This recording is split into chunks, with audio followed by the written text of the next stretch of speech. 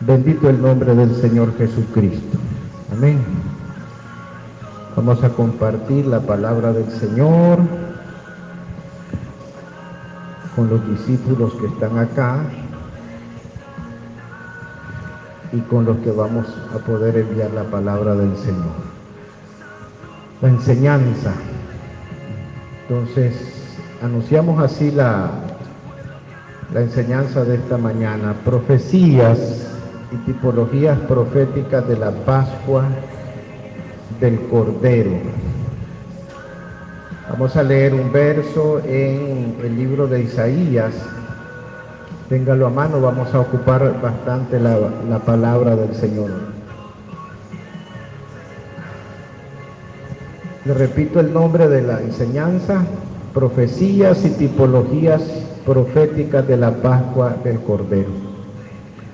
Dice el profeta Isaías: todos nosotros nos descarriamos como ovejas, cada cual se apartó por su camino, mas Jehová cargó en él el pecado de todos nosotros. Vamos a orar. Padre, en el nombre de Jesús, gracias por tu amor, gracias, Señor, por tu misericordia. Queremos, Señor, aprovechar este día para estudiar, Señor, tu palabra y aprender de ella verdad y hacer con ella principio y camino, Señor, en el nombre de Jesús. Que tu Espíritu Santo nos asista, nos ayude, que sea Él el que conserve la revelación de la semilla en nuestro espíritu, que seamos buena tierra, Señor, que podamos honrarte todos los días de nuestra vida, Señor, también sobre nuestros hijos, sobre nuestras generaciones. Tu palabra, Dios del cielo, esté siempre en ellos. En el nombre de Jesús. Amén. Hoy es 9, ¿verdad? 9 de abril. Déjeme hacer despacio mi labor hoy como maestro, enseñarle a usted y enseñarle a otros. Y quiero empezar la enseñanza diciéndole que el 14 de Nisan, para el calendario hebreo del 5783, fue el 5 de abril. A partir del atardecer del 5 de abril de este año fue 14 de Nisan. Hoy ya es 9.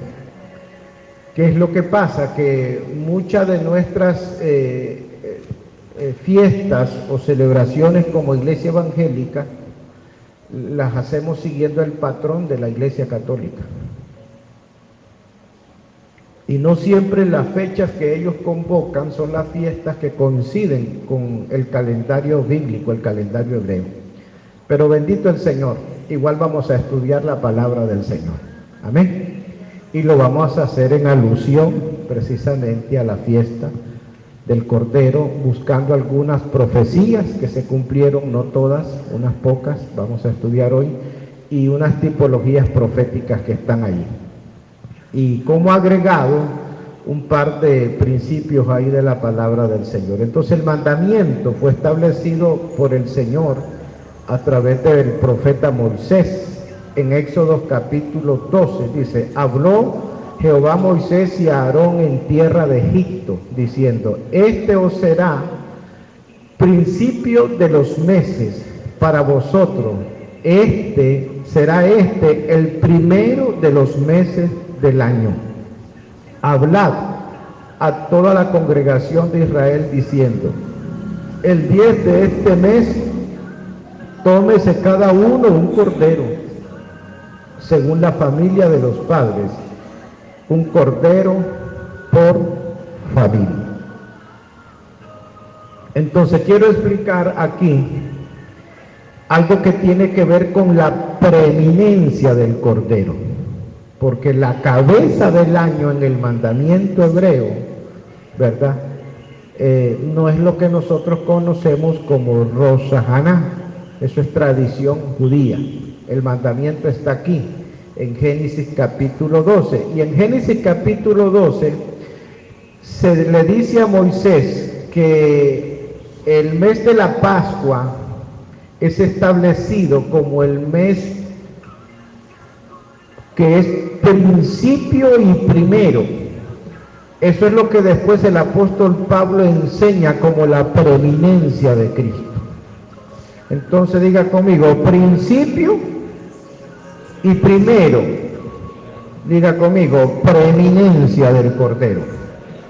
Vamos de nuevo, principio y primero, preeminencia del Cordero. Principio en hebreo es Rosh y significa cabeza. Entonces Cristo es la cabeza, pero también significa el brazo. Por eso dice Isaías, sobre quién se ha manifestado el brazo de Jehová. Pero también Rosh, que significa principio, significa cabeza, significa el brazo, también significa el soberano. Por eso en Apocalipsis, cuando lo adoran y le reconocen como el soberano de los reyes de la tierra, el que nos redimió con su sangre para Dios y para su trono. Y Rosh también significa cabeza. Vamos de nuevo, diga conmigo, principio y primero, preeminencia del Cordero. Ahora, primero en hebreo es Rishon, significa primero en lugar, significa primero en tiempo, rango y autoridad. Eso es importante nosotros entender. En Apocalipsis, el Señor Jesucristo se refiere a sí mismo como el principio de la creación de Dios. Cuando usted lee Apocalipsis 13:14, dice, escribe al ángel de la iglesia en la Odisea, he aquí el amén, el testigo fiel y verdadero, dice, el principio de la creación de Dios, dice esto. Y usted sabe que en cada uno de esos momentos que el Señor le habla al apóstol Juan para que escriba a la iglesia de aquellos años, toma uno de sus atributos. Y aquí él se refiere a sí mismo como el principio de la creación de Dios. Ahora diga conmigo, principio y primero. Diga conmigo, preeminencia del Cordero de Dios. La preeminencia del Cordero, el apóstol Pablo se la entrega en revelación a la iglesia. Vamos a leer bastante textos de la palabra del Señor, porque la imagen de Cristo se construye con su palabra. Nosotros no podemos pretender que podemos tomar las frases de aquel o los pensamientos del otro y que con eso se va a construir imagen de Cristo. Diga conmigo, la imagen de Cristo se edifica en mi vida por las palabras de Él mismo. No es que, como nos explicaba el Moretorá, el apóstol Bonilla, lo que el Señor dijo fue, sobre esta roca me construiré a mí mismo santo. Entonces Colosenses 1:15 dice el apóstol Pablo, Él es la imagen del Dios invisible, el primogénito de toda creación, porque en Él fueron creadas todas las cosas, las que hay en los cielos, las que hay en la tierra, visibles e invisibles. Y dice, sean tronos, sean dominios, sean principados, sean potestades, todo fue creado por medio de Él y para Él. Él es antes de todas las cosas y todas las cosas en Él subsisten. Y Él es el cuerpo, Él es la cabeza del cuerpo que es la iglesia. Y mire, Pablo lo vuelve a mencionar, Él es el principio. Diga conmigo, principio y primero, preeminencia de Cristo. Sigamos leyendo. Él es el principio, el primogénito de entre los muertos, para que en todo tenga la preeminencia, por cuanto agradó al Padre que en Él habitase toda plenitud, y por medio de Él reconciliar consigo todas las cosas, así las que están en la tierra como las que están en los cielos, haciendo la paz mediante la sangre de su cruz. Santo Dios. Ahora vamos a Isaías, que dicen algunas de las profecías que hablan de cómo el Señor Jesucristo iba a ser entregado en una ofrenda, así como adorábamos.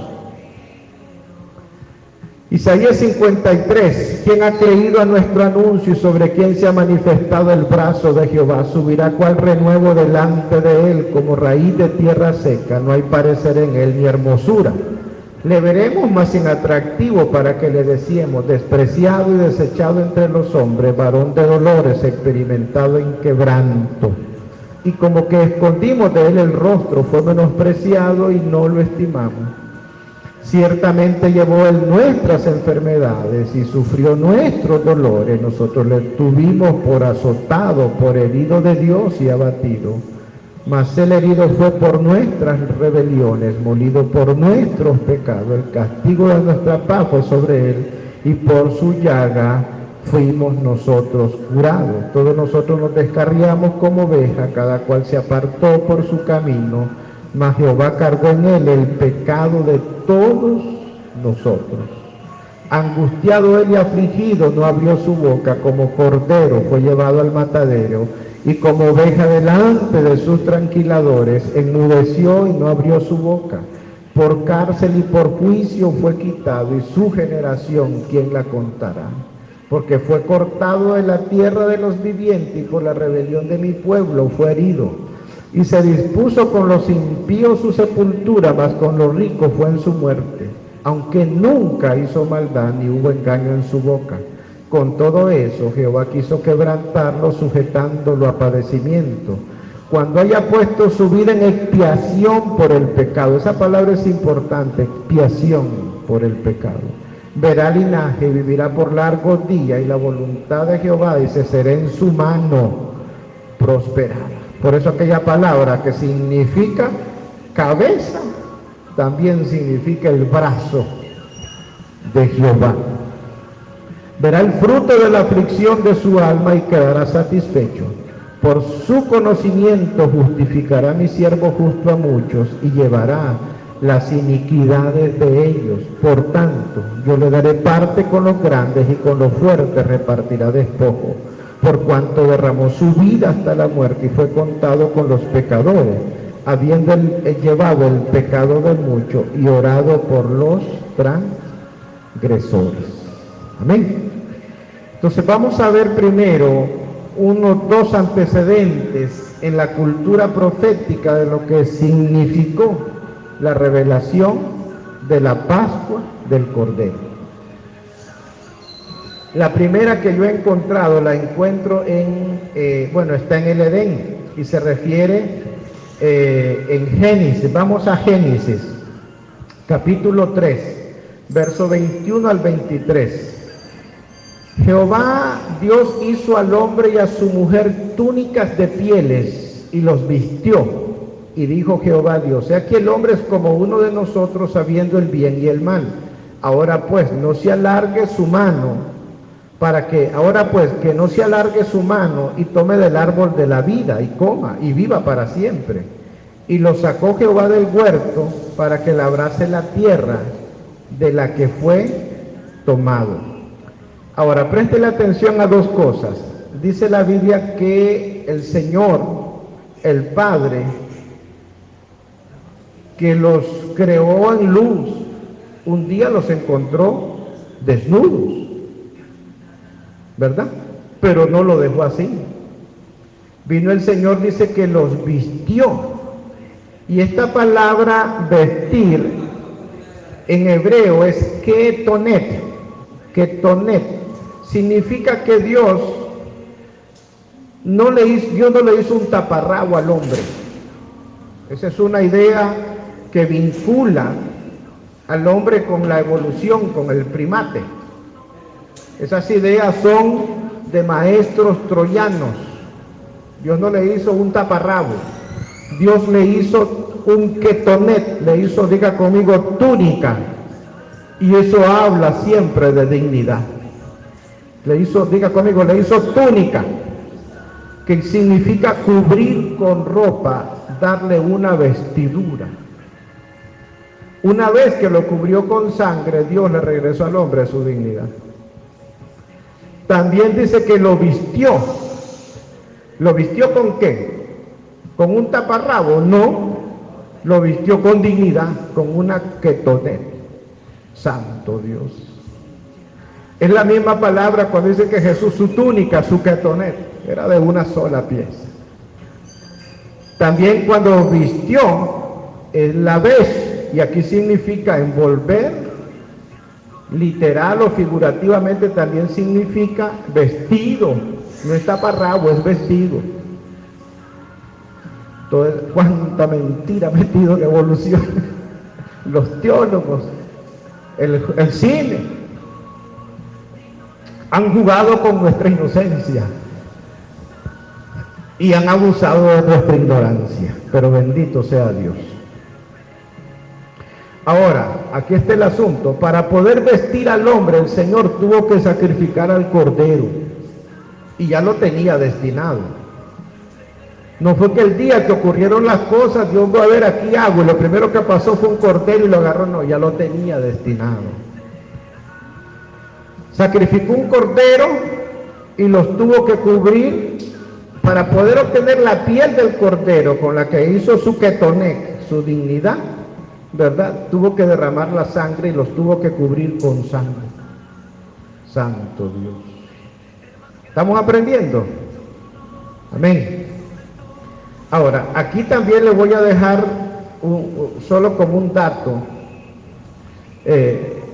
formativo, porque quiero que anular, y lo venimos haciendo desde hace años enseñando esto, una idea que para mí está equivocada.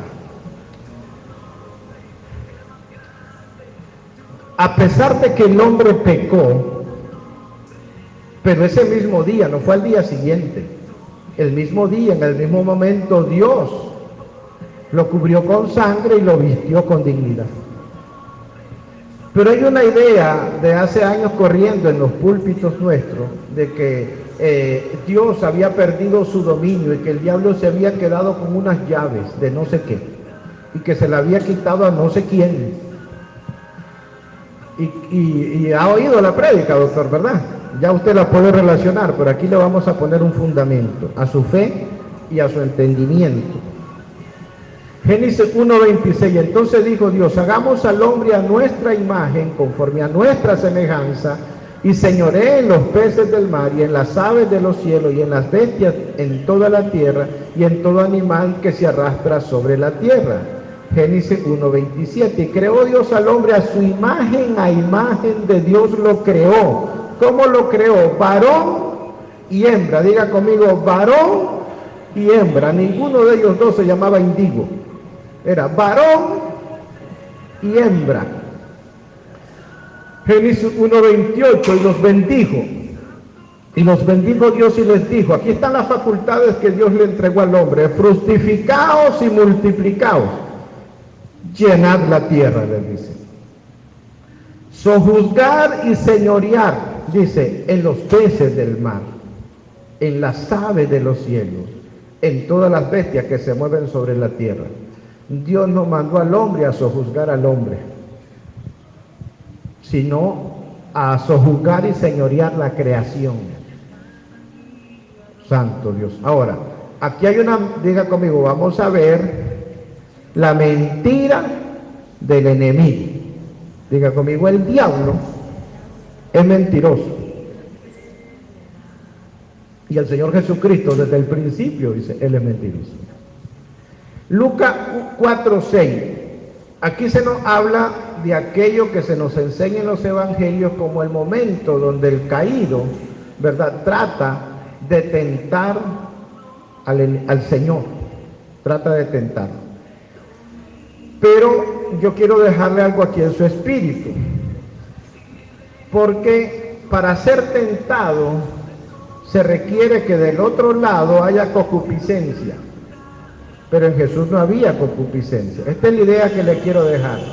Alguien lo puede ofender a usted, pero no significa que usted se ofendió. Entonces el Señor Jesucristo sí fue tentado, pero jamás hubo concupiscencia en él. Entonces la tentación que el enemigo, no fue que Jesús estaba ahí sudando las manos, ¿será o no será? No, no hay nada de eso ahí. Entonces viene el caído, Dice el Evangelio de Lucas 4:6, y le dijo el diablo, a ti te daré toda esta potestad y la gloria de ellos, porque a mí me ha sido entregada y a quien yo quiero la doy. Mire la mentira del enemigo. Él dice en ese pasaje de la Escritura que él tiene esa potestad, y la pregunta es ¿quién se la dio? ¿Desde cuándo?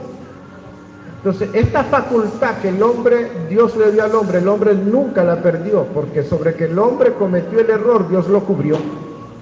Y esa facultad de sojuzgar, de señorear, quedó retenida en el sacrificio del Cordero.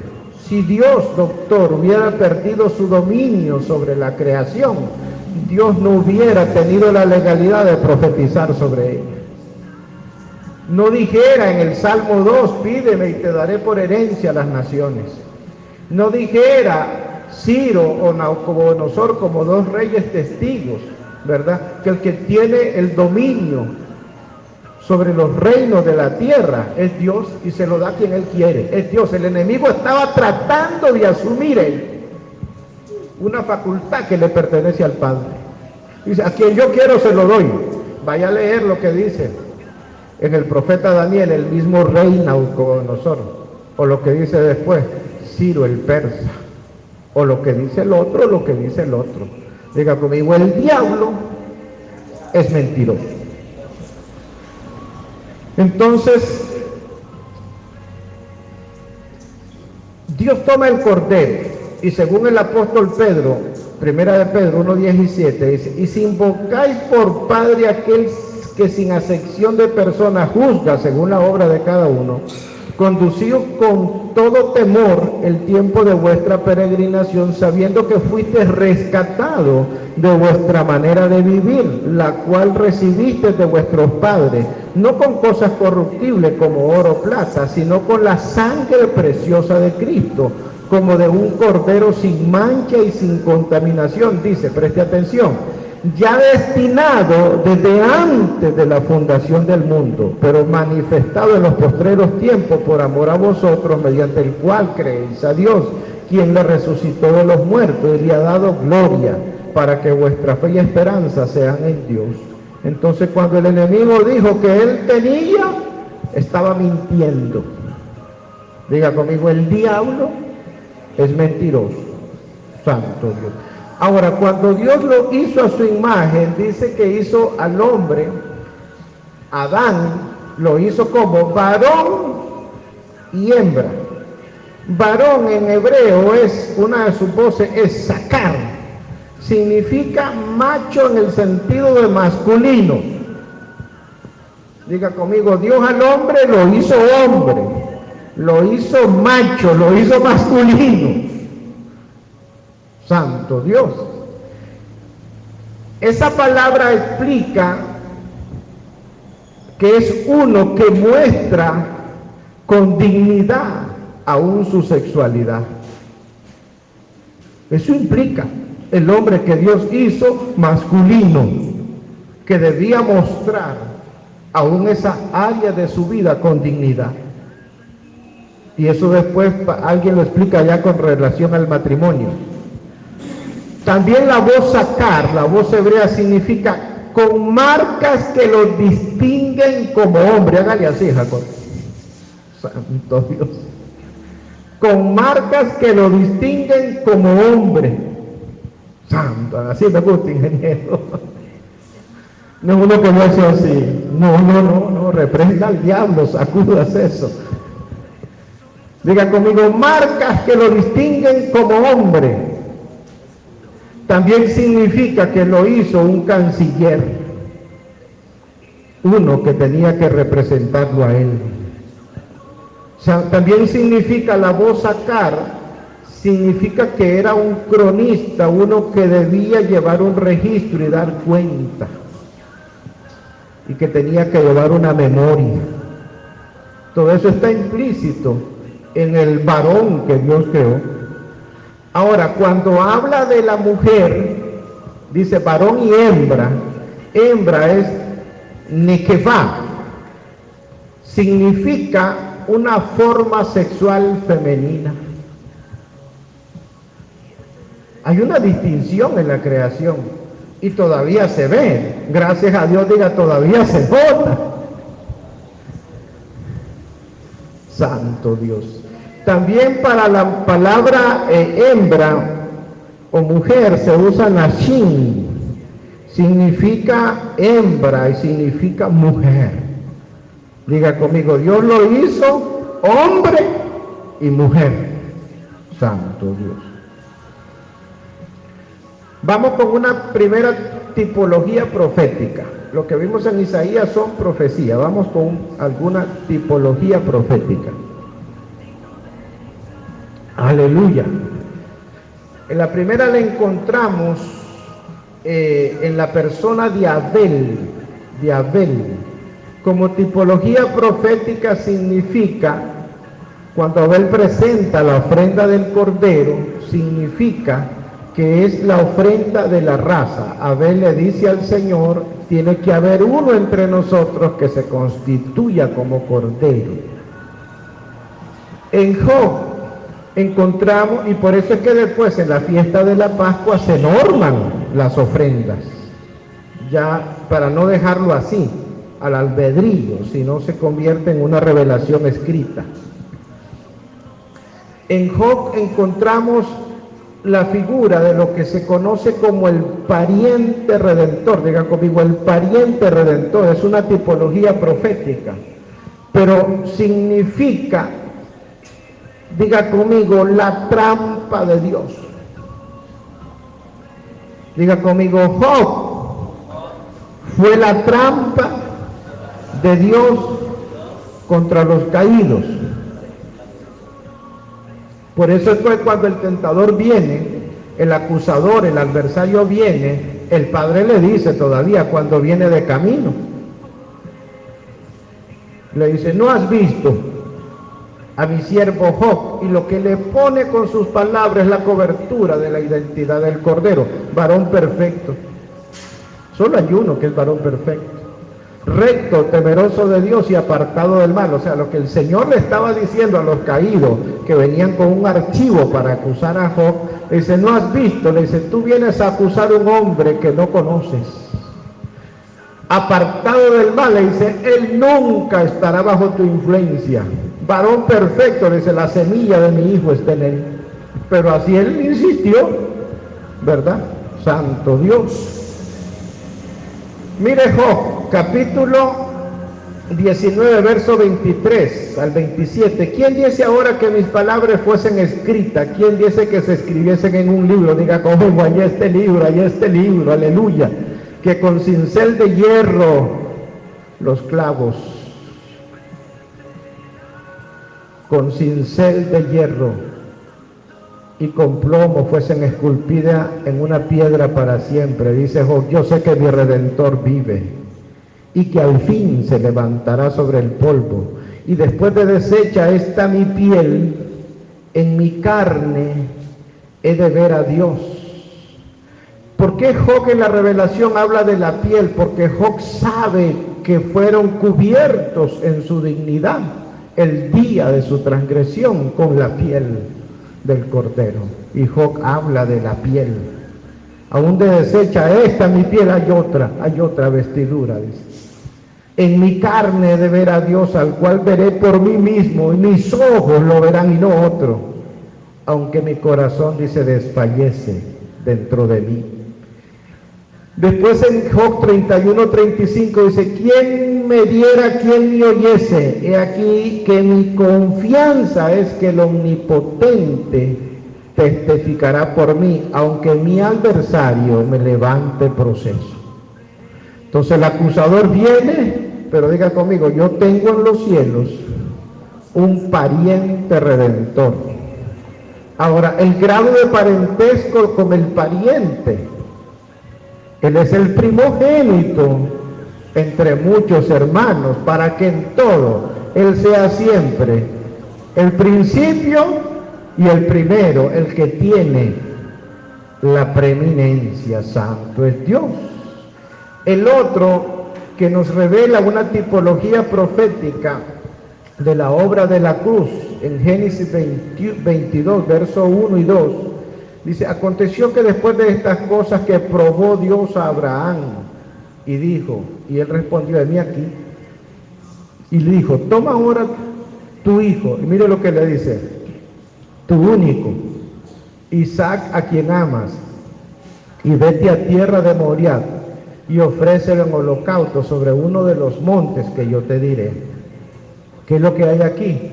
La tipología profética de que un día el Padre le iba a poner la cruz al Hijo, así como Abraham puso la leña sobre Isaac, que no era un niño ni de 14 ni de 15, la tipología profética enseña que era un hombre de 30 años, igual a la edad que la que Cristo fue a la cruz.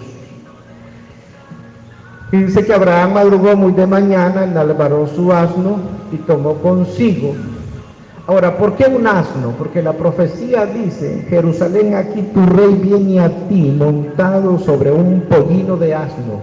Porque la palabra pollino viene de la voz hebrea que significa ben y significa hijo, pero significa el hijo que restaura el honor de la familia.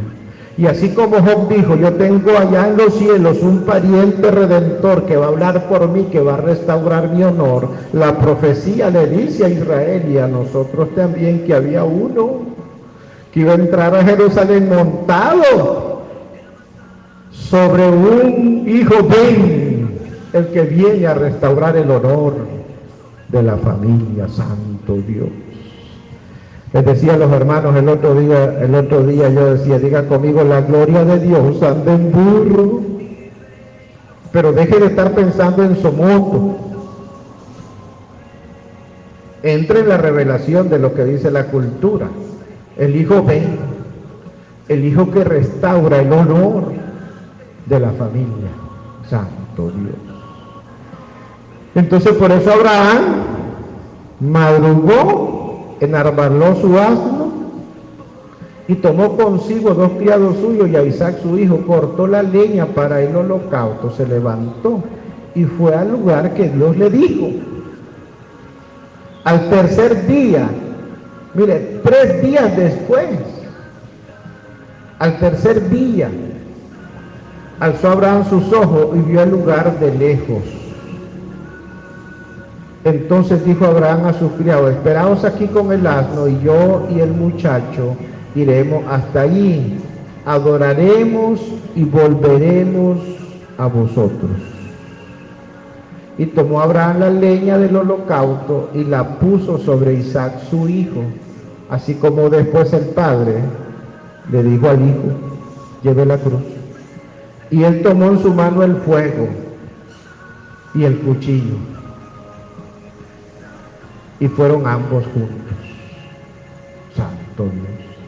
Otra tipología profética. Bueno, entonces la tipología profética es en Abel el padre a través de él, en Job el pariente redentor, en Abraham el padre y el hijo. Y dice el Señor Jesucristo antes de ir a la cruz, mire lo que dice el Cordero de Dios. Juan 10:18, nadie me quita la vida, sino que yo de mí mismo la pongo. Y dice el Señor Jesucristo antes de ir a la cruz: tengo poder para ponerla y tengo poder para volverla a tomar. Este mandamiento recibí de mi Padre. Amén. Santo. Entonces el Señor Jesucristo, según Hechos capítulo 4 verso 12, dice la palabra: en ningún otro hay salvación, porque no hay otro nombre bajo el cielo dado a los hombres en que podamos ser salvos. La otra tipología profética: en la cruz fueron juzgados los ángeles caídos y el hombre fue libre del pecado. Entonces, cuando el Señor Jesucristo va a la cruz, Él dice estas palabras en Juan 12:31. Ahora es el juicio de este mundo, ahora el príncipe de este mundo será echado fuera. Entonces, cuando Jesús va a la cruz, se entrega en la cruz con su sangre, nos libera a nosotros de las consecuencias del pecado, de la condenación, de la muerte eterna, ¿verdad? Y en la cruz nosotros somos libres y los ángeles que desobedecieron, los demonios, son juzgados. Diga conmigo, yo fui libre, él fue juzgado. Diga conmigo, yo fui libre, ellos fueron juzgados, porque Jesús fue una trampa, la cruz fue una trampa. Santo Dios. También el nuevo nacimiento a partir de la cruz significa que nosotros, diga conmigo, somos una nueva creación. Gálatas 6:15, porque en Cristo Jesús ni la circuncisión vale nada, ni la incircuncisión, diga conmigo, sino una nueva creación. Esto es importante que usted y yo lo entendamos, porque cuando nos envolvemos en la tradición, sobre todo católica, nosotros vemos la imagen de la cruz y como que nos tratamos de llenar como de conmiseración hacia el Señor. Y tenemos que ver la obra de la redención y la obra de la cruz, y que se trata de nuestra salvación. Porque el catolicismo trata de mantener una imagen donde Él está crucificado. No, Él resucitó, está sentado a la diestra del Padre. Y está ahí como nuestro intercesor, como nuestro mediador. Y somos una nueva creación. Entonces hay un orden en la creación. Está el orden de los querú, de los serafá, está el orden de los ángeles, del malak, del arcángel, está el orden de los seres vivientes. Pero hay una nueva creación que es el hombre. Cuando dice Dios, y ahora hagamos al hombre, no es el orden de la creación del serafá, del serafín, del malak, del ángel, del querú. No es un nuevo orden en la creación. Y es el único ser, el ser humano es el único ser que Dios haya creado alguna vez, ¿verdad?, que puede reproducirse a sí mismo.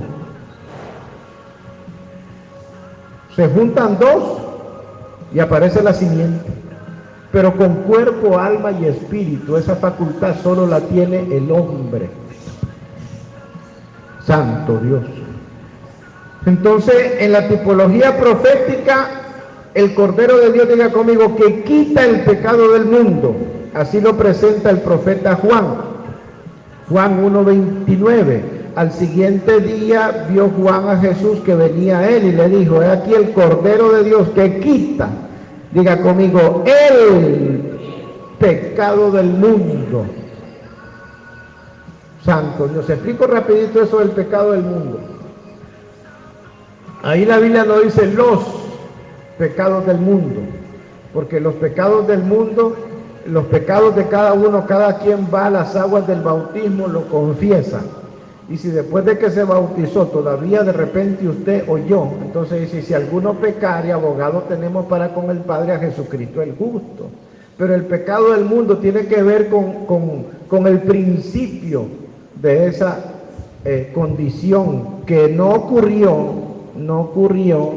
Llega conmigo, el primer pecado no ocurrió en el huerto, porque la doctrina católica le enseña a la gente la doctrina del pecado original, y nos quieren hacer creer que esos niños que nacen ya vienen con pecado. Y el Señor Jesucristo dice: dejar a los niños venir a mí, porque de ellos es el reino de los cielos.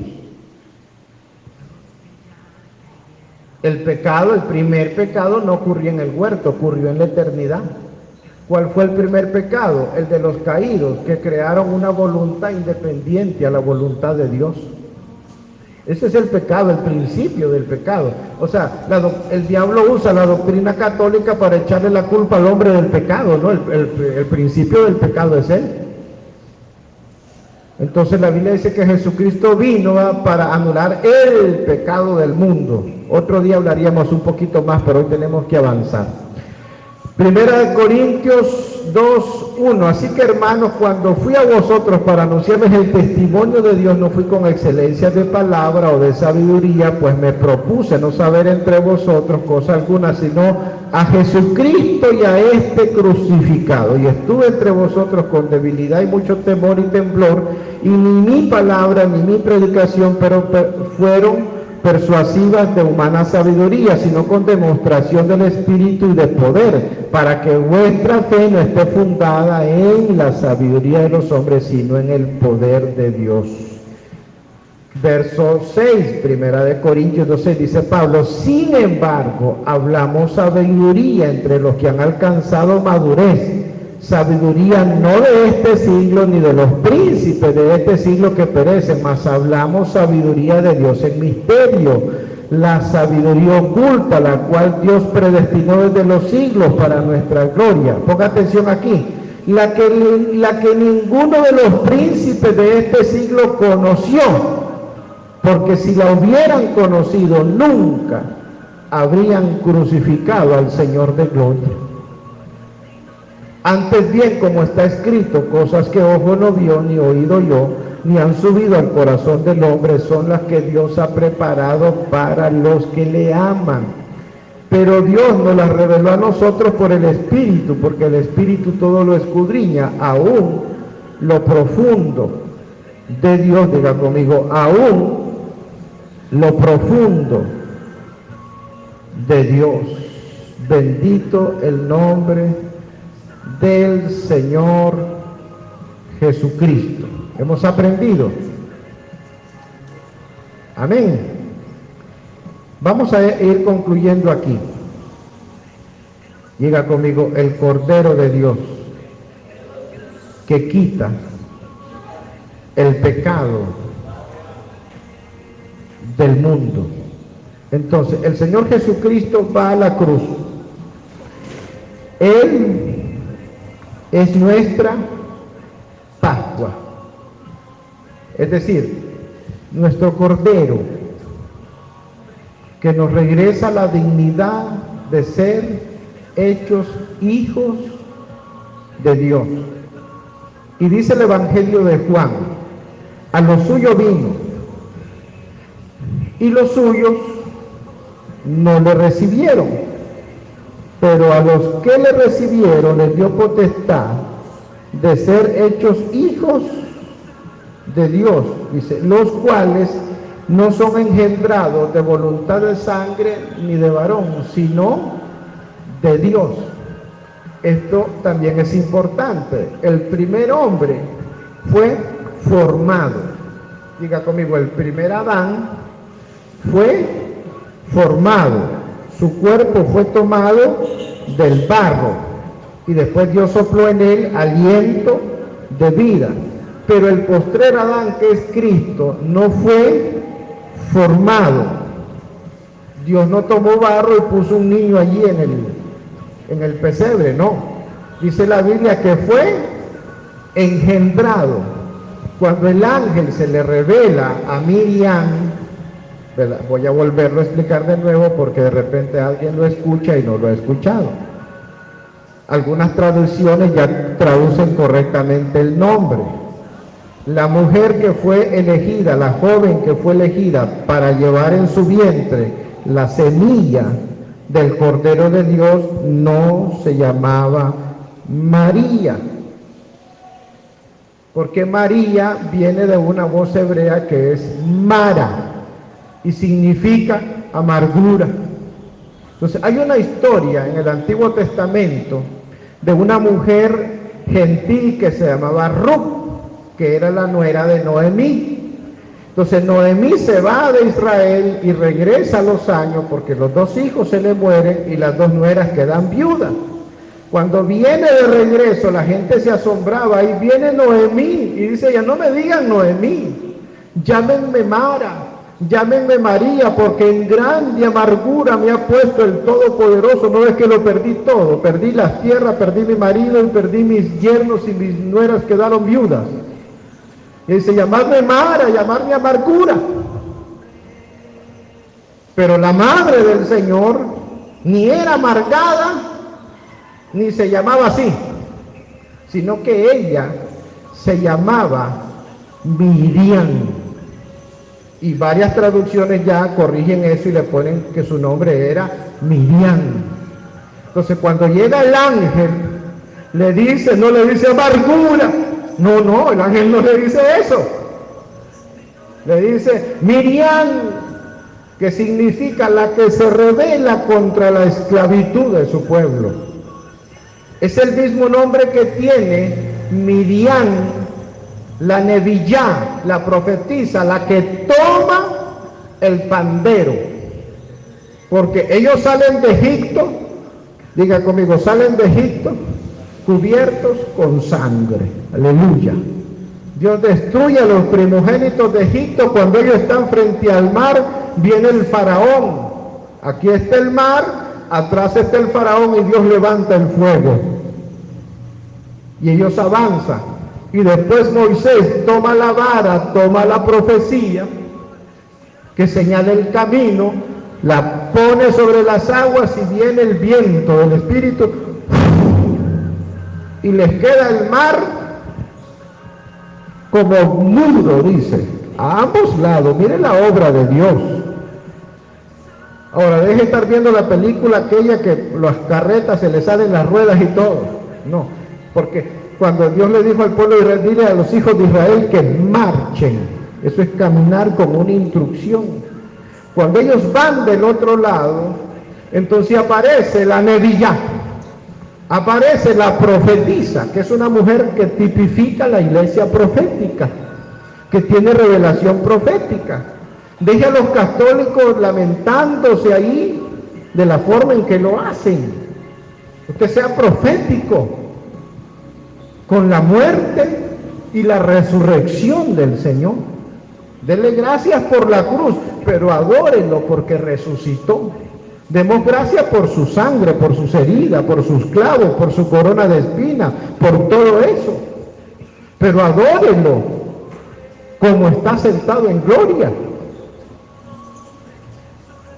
Entonces viene la Nebillá, viene la mujer profética, dice que tomó el pandero y salió con un cántico, ¿verdad? Con el pandero, diga conmigo, con el pandero. Santo Dios, pero ¿qué es lo que celebraban con el pandero? Porque la tradición profética enseña que ese pandero fue hecho con la misma piel del cordero que habían sacrificado en la Pascua. Entonces sale la Nebillá, echó a la mar los carros del faraón, y sale la Nebillá diciendo proféticamente, esta es la victoria del Cordero. Diga conmigo, esta es la victoria del Cordero. Entonces cuando usted vea la cruz, diga conmigo, esta es la victoria del Cordero. Y así, con esa revelación, usted tiene que adorar. Diga conmigo, esta es la victoria del Cordero. Y ahí fuimos hechos libres. ¿Por qué tenemos que hacer esto proféticamente? Porque hay una alabanza que Dios va a provocar en nosotros. Una de esas alabanzas que Dios va a provocar en nosotros es por causa de lo que Él hace. Diga conmigo, por causa de lo que Él hace, por causa de lo que Él hizo, Él me da el motivo para que yo lo adore, para que yo lo alabe. Entonces cuando ellos ven, y el Señor le dice, esos egipcios, nunca más los vas a volver a ver, porque Él tomó nuestros pecados, los tiró al fondo del mar, y nunca más, dice, hará memoria de ellos. Entonces, Dios quiere que nosotros lo adoremos por lo que Él ha hecho. Entonces, cuando usted adore en revelación a la cruz, ¿verdad? Vea, sí que Él murió. Dígale, Señor, por tus llagas yo soy sano. Por tu sangre yo soy libre y soy una nueva creación. Porque Él tiene que tener en nuestra alabanza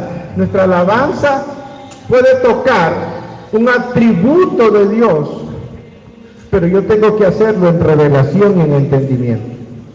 Entonces dice la Nevillá, Miriam, la Nevillá, la mujer profética, la iglesia profética, esta es la victoria del Cordero. Y así lo adoraron por los milagros que él había hecho. Entonces cuando usted ve su nombre inscrito en el libro de la vida, diga conmigo, esa es la victoria del Cordero. Santo Dios. No entremos nosotros en lamentos sin revelación, solo son lamentos. Entre en adoración, entre en admiración, entre en el entendimiento del sacrificio del Cordero, y conforme a eso usted adórelo. Ve cuando él se hizo hombre, adórelo. Santo Dios. Dice el apóstol Pablo, grande es el misterio de la piedad. Dios se hizo hombre. Pero véalo crecer e ir a la cruz. Pero véalo resucitar. Véalo sentado en su facultad como mediador, como intercesor. Termino con esto recordándole una experiencia. Porque hoy es un día, aunque ya fue el día, pero para nosotros es un día que no se acaba. Como dice el profeta, tu amigo, no se acaba. Sigue fluyendo y todavía no se acaba. Santo Dios. Imagínese el día que ya Dios le dice al ángel que lleva el registro en el libro de la vida, ya no escribas más.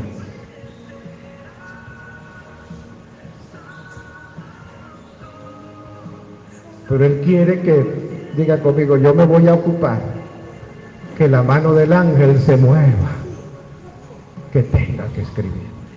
En cada uno de nosotros hay una marca de la cruz, de la obra en la cruz. Primero el perdón de nuestros pecados. Amén. Pero también muchos de nosotros hemos recibido sanidades físicas, emocionales, espirituales. Hemos recibido la sanidad. Cada uno de nosotros tiene una revelación, una experiencia. Algunas de esas experiencias yo las he oído de algunos de ustedes y son sorprendentes. Pero yo quiero recordar una que tuve un día mientras cantaba con uno de mis nietos, el más pequeño.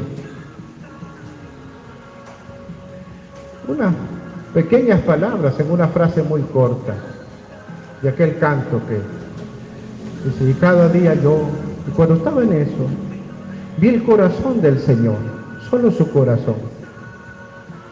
Recuerdo que la imagen es que estaba pálido y deformado. Pálido porque ya no había dentro de su cuerpo más sangre para bombear y entregarla a través de sus heridas. Ya no había más fuerza. Yo miraba que el corazón le empezó a hacer así, deformado. De repente yo lo vi cuando colapsó y ya no había más fuerza para seguir bombeando. Entonces Dios permitió que una lanza llegara todavía ahí, y la lanza traspasó su costado, y lo poco que quedaba, diga conmigo, y nació la iglesia. Como el primer Adán, cuando estaba ahí dormidito, le sacaron ¿verdad? Pero al Cordero no estaba dormido. Estaba ahí, en medio de los clavos, y Dios permitió que la lanza, y dice el soldado que él vio salir agua y sangre. Y ahí se nos dio a nosotros la vestidura. Justificados pues por la fe, tenemos paz para con Dios por medio de nuestro Señor Jesucristo. Amén. Y entonces usted adórelo a Él resucitado.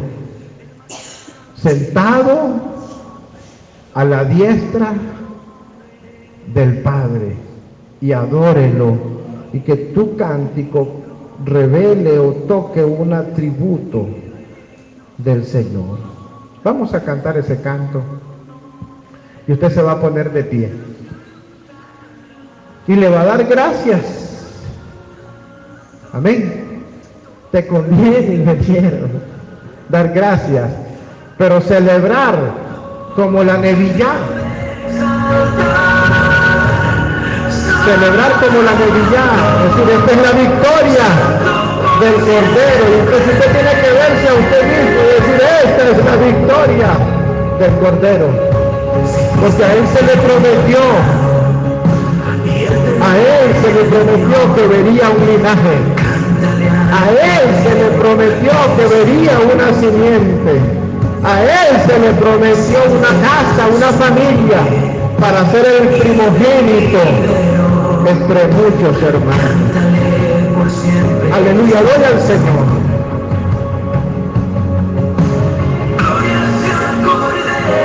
Aleluya.